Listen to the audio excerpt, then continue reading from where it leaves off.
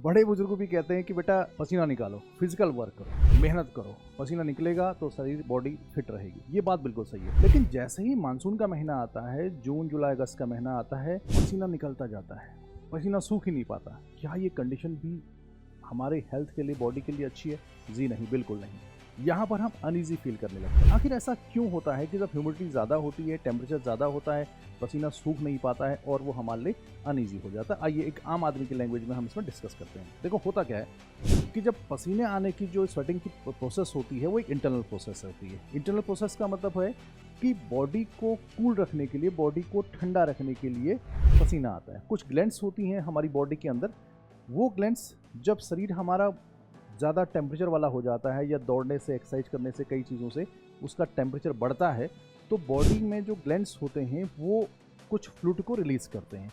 जब वो fluid release होता है तो उसी को हम स्वेट या पसीना कहा जाता है।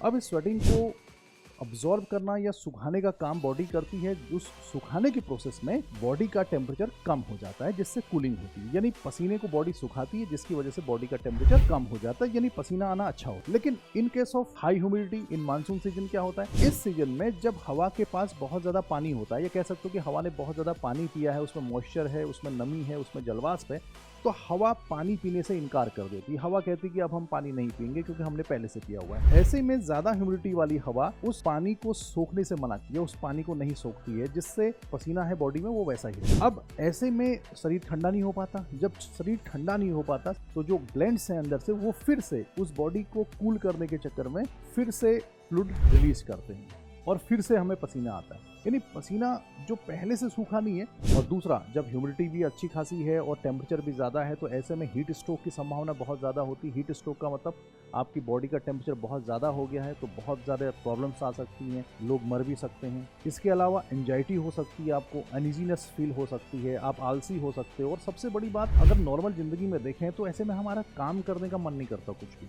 या हम थोड़े से आलसी हो जाते हैं। यानी जो वर्क एफिशिएंसी है, जो दक्षता है अपने काम में, वो थोड़ा बहुत सच भी है कि जो ट्रॉपिकल जोन्स होते हैं, इंडिया, बांग्लादेश, श्रीलंका, पाकिस्तान जैसे एरियाज जहाँ पे ह्यूमिडिटी ज़्यादा होती है, ऐसे एरियाज में काम करने के लिए जो एनवायरनमेंट होता है वो उतना अच्छा नहीं होता विद रिस्पेक्ट टू जैसे इंग्लैंड है, वेस्टर्न यूरोप है, अपना कनाडा है या यूएस है। तो वहाँ पर जो टेम्परेट जोन होता है, शीतोष्ण कटिबंध जिसको हम कहते हैं, उस एरिया में काम करने में ज़्यादा मन लगता है इंसान का, क्योंकि ह्यूमिडिटी कम होती है या अच्छी होती, बैलेंस होती, वहाँ के क्लाइमेट को अच्छा माना जाता है ट्रॉपिकल जोन के मुकाबले।